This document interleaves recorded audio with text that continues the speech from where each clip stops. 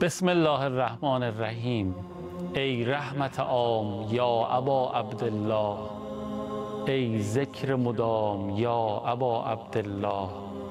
حالا که نشد حرم بیایم آقا، از دور سلام یا ابا عبدالله. السلام علی ولی الله و حبیبه، السلام علی الحسین و علی علی ابن الحسین و علی اولاد الحسین و علی اصحاب الحسین. سلام مردم، سلام دل داده های امام حسین علیه السلام، سلام زائران اربعینی امام حسین، سلام جاماندگان زیارت اربعین. الهی که حالتون خوب باشه، سلامت و تندرست باشید، قبول باشه عزاداری ها و سوگواری ها و زیارت های از راه نزدیک و دورتون. خیلی خیلی ممنونم که وقتتون رو تنظیم کردین تا یک بار دیگه یاد خدا رو همراهی بکنید. یاد خدایی که هم یاد خدا درش جریان داره، هم یاد ولی خدا، دردانه خدا، حضرت ابوالأحرار حضرت امام حسین علیه السلام. گفتگوی حقیر با حاجای هدایت عزیز و نازنین ثانیه های بعد شروع خواهد شد. از شما دعوت میکنم با ما همراه باش. خیلی ممنونم که مقابل تلویزیون نشستین و همراهی میکنین برنامه خودتون یاد خدا رو. همونطور که عرض کردم میخوایم شروع بکنیم گفتگومون رو با حاجای هدایت عزیز که قدم به چشم من گذاشتن. آقا سلام علیکم و رحمت الله، خوش آمدین، قبول باشه از داریت. سلام خدمت شما همه بینندگان عزیز. اگر اونایی که الان توی مشایع هستن یا دارن برمیگردن ما رو دارن میبینن، به اونها هم سلام عرض میکنم. ازتون خواهش میکنم یه سلامی از جانب من و آقای قوامی عزیز محضر امام حسین علیه السلام داشته باشید به جای ما، و انشاءالله ما هم بتونیم یه روزی مثل شما اینجوری عاشقانه بریم زیارت امام حسین علیه السلام. الهی آمین. چه فرمایش خوبی داشتین. آره، هر کسی که اگر صدای ما به گوشش رسید حتما برامون نفس بزنه و برای کلی دلی که جا موندن و الان پای تلویزیون نشستن دقیقاً برای اونها یاد بکنید و انشالله از طرفشون یه سلام به سید الشهدا بدید. خب آره داشتم نگاه میکردم. آره این سلام زیبایی که شما فرمودین السلام علی ولی الله و حبیبه، آره زیارت اربعین با این زیارت اربعین دقیقاً همون عبارتی که جابر بن عبدالله انصاری روز اربعین اومد کنار قبر ابا عبدالله الحسین، احبیب لا یجیب و حبیبه، آیا میشه دوست جواب دوستشو نده؟ یا ابا عبدالله ما با هم دوست بودیم، من عاشق تو هستم، چرا الان جواب تو منو نمیدی؟ بعد خودش پاسخ میده. چطور؟ میگه بدنی که سر نداره، بدنی که الان زیر خاک هستش، چطور پاسخ من رو بده؟ در هر صورت سلام بر ولی خدا و حبیب خدا. عبارت‌های زیبایی و قتیل العبرات، کشته اشک‌ها. بعد میرسه به این عبارت که من خیلی برام جالب هستش، و زائدن من الزاده. من میخوام بگم که واقعیتش اینه که امام بله و زادت الهما توی زیارت جامع کبیرم هست که واقعا داره از حامیای خودش حمایت میکنه، از حامیای خودش مواظبت میکنه. و در اینجا میگیم که و زائدن من الزاده. بعد عبارت بعدی خیلی جالبه که راجع به دشمنان حضرت بیان میکنه. اولا که هدف قیام امام حسین رو بیان میکنه و بذل مهجته فیک لیستنقذ عبادک من الجهاله. یعنی از اون عبارت‌های خیلی آره، امام حسین خونشون رو در راه خدا دادن تا بندگان خدا رو از جهالت نجات بده. جهالت با نادانی فرق میکنه. چیه فرقش؟ ببینید نادانی ندانستنه. آره، دشمنان امام حسین رو میشناسن. شعر میگه اعرفو که حق المعرفه، تو رو خوب میشناسمت.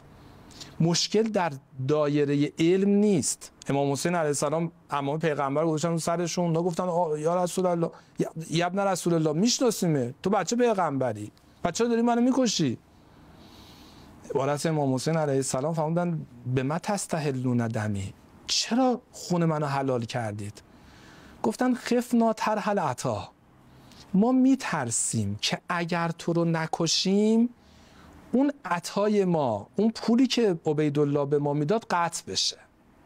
برای همینجا ببین جهالت پس ندانستن نیست. جهالت کسی میداند اما به دانسته خودش، به علم خودش، برای تعلق به دنیا، به خاطر وابستگی به دنیا نمیتونه عمل بکنه. این خیلی موضوع مهمیه. ما خیلی از خوبی ها رو میدونیم چیه، تصدیق میکنیم، تصور میکنیم، اما نمیتونیم عمل بکنیم. ما در ناحیه عمل مشکل داریم. جهالت در مقابل بیعقلیه. عقل یعنی مدیریت قوای وجودی. عقل یعنی زینب کبرا، چجوری در هر صحنه بهترین رفتار رو انجام داد. عقیلت و بنی هاشم، در اونجایی که باید عواطف نشون بده برای امام حسین نشون بده، اونجایی که باید من هذه المتنکره، یا در نسخه دیگه داره من هذه المتکبره، وقتی میاد تو کاخ یزید، وقتی میاد تو کاخ عبیدالله، در نهایت عظمت و جلال و کبر و هیبت وارد میشه. اصلا ضعف نشون نمیده به دشمن، اصلا ذلت نشون نمیده به دشمن. وقتی در کوفه میاد یک سخنرانی قرار میکنه، میشه خطبه از زینب در کوفه که دل همه رو کباب کرد، دل همه رو سوزاند، به نحوی که از امام سجاد جلوی عمه جانشون رو گرفتن. فرمودن عمه جان دیگه بسه. اون کسی که میخواست عبرت بگیره عبرت گرفت. والله انت عالمتون غیر معلمه، تو واقعا عالمی هستی که به ظاهر درس پیش اساتید عادی نخوندی، خدا به تو علم داده. لذا اینا مشکل جهالت داشتن، یعنی نمیتونستن به آنچه که میدانن عمل بکنن. خود امام حسین فرمودن من شما دعوت نکردین، گفتن چرا؟ من چه گناهی کردم؟ هیچ گناهی. من بچه پیغمبر نیستن، چرا هستی؟ خب چرا میکشید؟ تعلق به دنیا، پارو تعلقش رو نتونستن بذارن، ترس داشتن و حیرت ولاله. بعد حضرت فرمودن میدونید کیا شما رو کشتن؟ فقط تواضع علی من قرت و دنیا، اون کسی که دنیا گولش زد. و با حظه بالارذل الادنا. ببین حظ یعنی بهره. اونا چند لحظه صبر میکردن، چند لحظه پا رو نفسشون میذاشتن، ظهور امام حسین تو کوفه محقق میشد.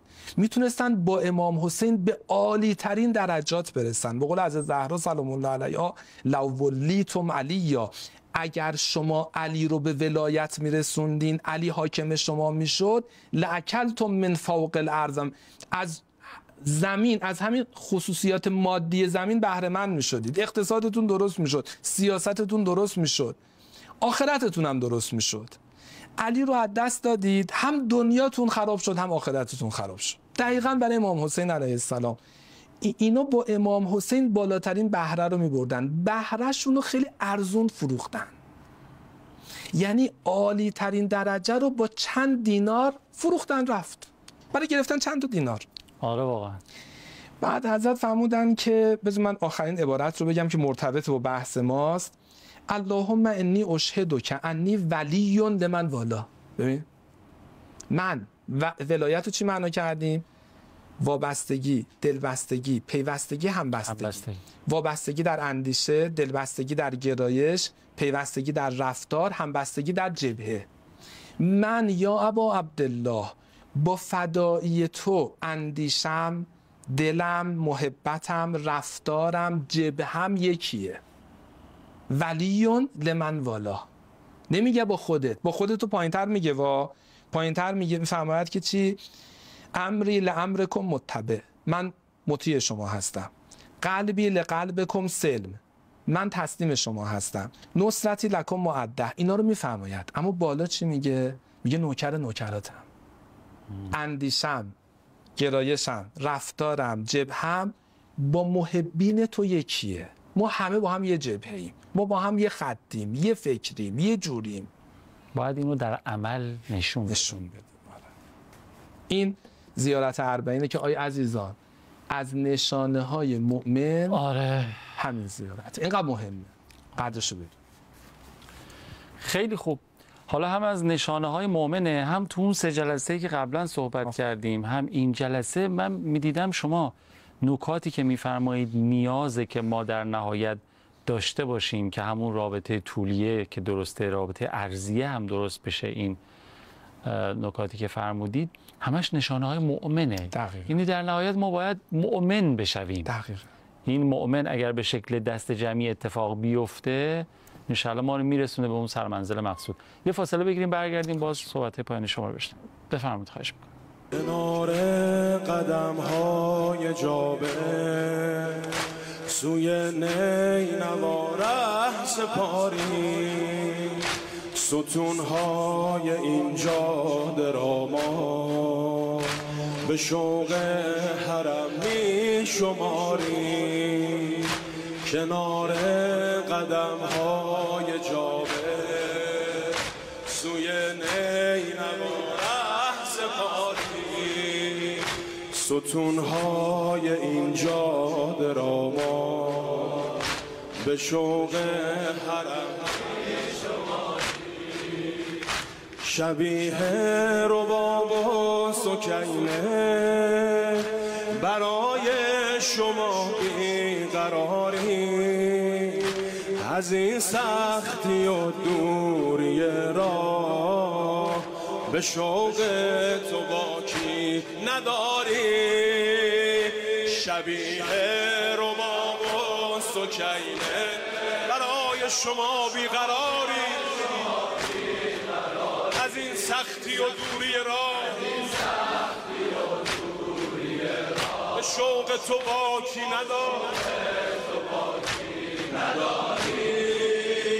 فدایی زینب پر از شور و عشقی، فدایی زینب پر از شور و عشقیم، اگر که خدا خواست به زودی دمشقیم. فدایی زینب پر از شور، اگر که خدا خواست به زودی دمشقیم، به زودی دمشقیم. لبیک یا ابن فرازهایی خیلی خیلی تأمل برانگیز از زیارت اربعین رو به زبان و لسان حجت الاسلام و المسلمین هدایت عزیز شنیدیم، بازم استفاده میکنیم. خواهش میکنم. من فکر میکنم توی جنبندیمون، اصلا جنبندی کل ماه محرم و صفرمون، این سلوک زیبایی که با مجالس امام حسین علیه السلام داشتیم، من جملاتی رو عرض بکنم. برادران عزیزم فداتون بشم، واقعا ما بهره‌مند شدیم 40 روز 50 روز از مجالس امام حسین علیه السلام و این مجالس نزد خدا خیلی ارزش داره. این روایت رو با هم کار کردیم، تجلسون و تحدثون. آیا میشینید مجلس تشکیل میدید؟ من گفتم اهل بیت به تشکیل این جلسات خیلی اهمیت میدادن. یا فرمودید حداث الحسین. احسن. گفتم این همین فضای مجالس ما در دنیا امتدادش میشه بهشتی که این بهشتی که خدا در قرآن وعدش رو داده اصلا قابل مقایسه با اون بهشت نیست.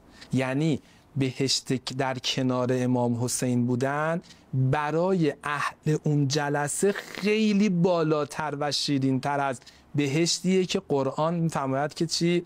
و لحم طیر مما یشتهون و حور این که امثال لؤلؤ المکنون.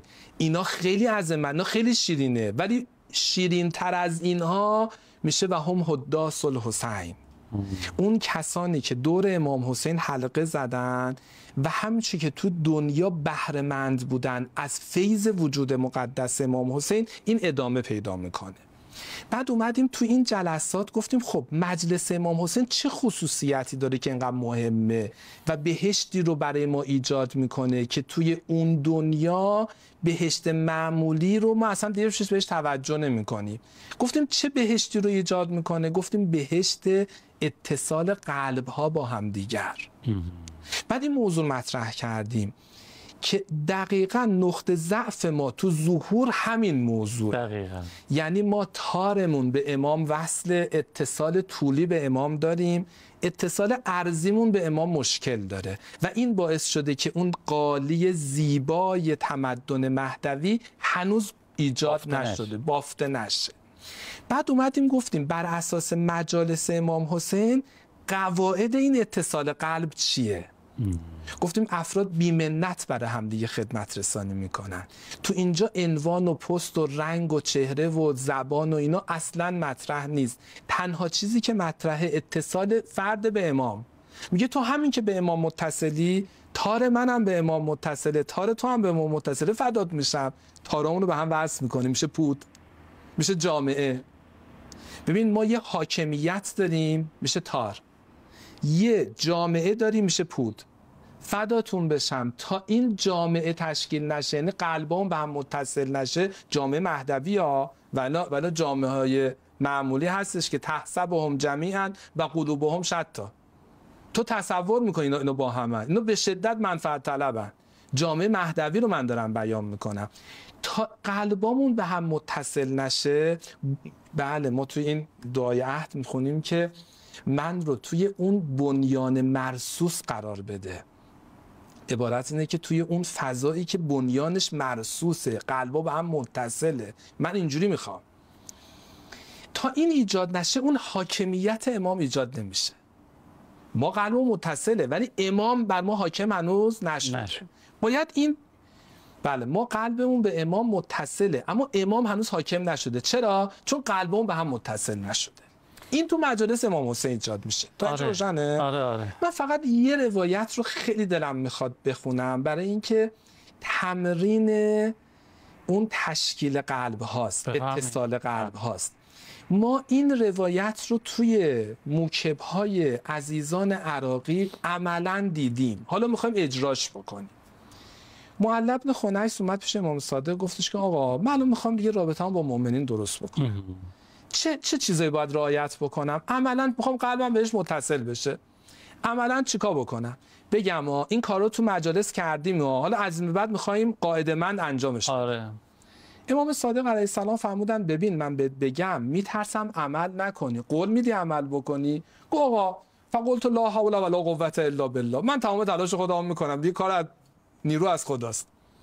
بعد حضرت فرمودن ببین للمؤمن علی المؤمن، مؤمن بر مؤمن 7 حقوق واجبه، 7 حق واجبه، ولیس منها حق الا و هو واجب علی اخیه، باید حتما انجامش بدی یا. بعد حضرت فرمودن ان ضیع منها حقا خرج من ولایت الله، اگر انجام ندی از ولایت خدا خارج میشی یا از اتصال با خدا خارج میشی یا. پس شرط اتصال با خدا اتصال با هم دیگه است. ولم یکن له فیها نصیب فاذا فعلت ذلک وصلت ولایتک به ولایته و ولایته به ولایتک. اگر این کار انجام بدی اتصالتون با هم برقرار میشه، اتصالتون که با هم برقرار شد اتصالتون با من برقرار میشه، اتصالتون که با ما برقرار شد اتصالتون با خدا برقرار میشه. اینجوریه دیگه. این مثلث باید حفظ بشه. مثلث من تو خدا، من تو امام، این باید این مثلث باید برقرار بشه و این رمز ظهوره. پس نمیتونیم بگیم عیسی به دین خود، موسی به دین خود. نه این حرفا رو نداریم. نه، ما به هم خیلی وابسته ایم، ما به هم خیلی پیوسته ایم و باید با همدیگه هم فکر و هم نظر و هم اندیشه آرماد باشیم. فکر میکنم یکی از مهمترین آثار اون چیزی که امام حسین خیلی روش تاکید داشت، دین خیلی تاکید داره، یه ذره فراموش کردیم، مسئله امر به معروف و نهی از منکر. اصلا قاعده همینه. آره که بی خیال هم دیگه نشین. آره ببین ما قراره یکی باشیم، نزدیک هم بشین با هم صحبت بکنیم. اگه تو استدلالی داری برای عقیده خودت استدلال بیان بکنی، بعد آروم آروم برای همدیگه نقدش بکنیم، خوبیاشو بگیریم، بدیاشو رها. بعد با هم دیگه ببین ما باید با هم یکی بشیم. کما بدعکم تعودون، اجتماع قلوب بشه. آفرین. ما از پیش واحد اومدیم، باید هم واحد بهش برگردیم. راست میگی. کما بدعکم تعودون، ما از انا لله و انا الیه راجعون، ما از پیش خدا اومدیم، پیش خدا هم برمیگردیم، باید قلب هم متصل بشه. وحدت در عین کثرت. آفرین. خب حالا اون حقوق چیه؟ یک، ایسر حق منها ان تحب له ما تحب لنفسک، اون چیزی که برای خودت میپسندی برای داداشتم بپسند. خیلی سریع بگم، سرفصل فقط رو باید بگیم. و ثانی ان تعینه به نفسک و مالک و لسانک و یدیک و رجلک، کمکش بکن با زبون، با دست، با رفتن پیشش، با هر چی باید کمکش بکن. 3 ان تتبع رضا، یه کاری بکنی که رضایت اون حاصل بشه. نگو بی خیال میخواد دلش هم من ناراحت باشه میخواد ناراحت نشه، نه، دل شکسته رو پیوند بزن. و تجتنب سخطه، نباشه ناراحتش بکنی.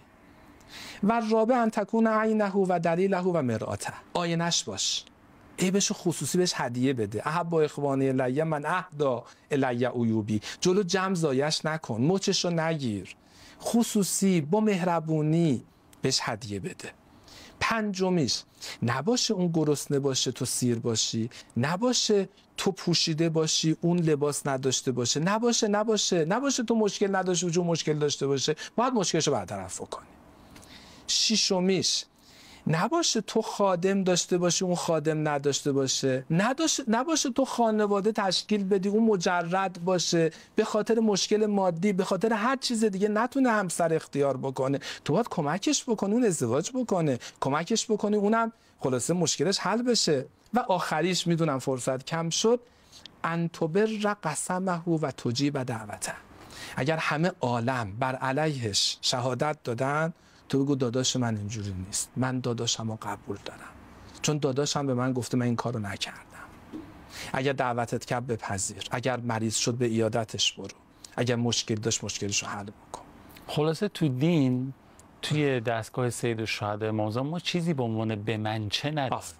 به من چه وجود. خود من نتونستم این حقوقو برای داداشام انجام بدم. اختیار دارین. ان شاء الله بتونیم برای هم دعا کنیم، بتونیم آروم آروم قلبمون رو به هم پیوند بدیم. من فکر میکنم امام حسین چون دیده ما واقعا دوستش داریم، اون تار فردی وصل شده، خودش هم داره یه توی سالای اخیر یه کاری میکنه جمع کنه. یه جمله دارن از تا آقا جذبه مغناطیسی امام حسین همه. یه آزمایشی ما داشتیم کوچیک بودیم، همه تجربهشو دارن. روی صفحه کاغذ براده های آهن رو میریختن، از زیر که آهنربای همچین نزدیک میشد ذره ذره این براده ها به هم نزدیک میشد یکی میشد. این احساس میکنم این براده ها هر نفر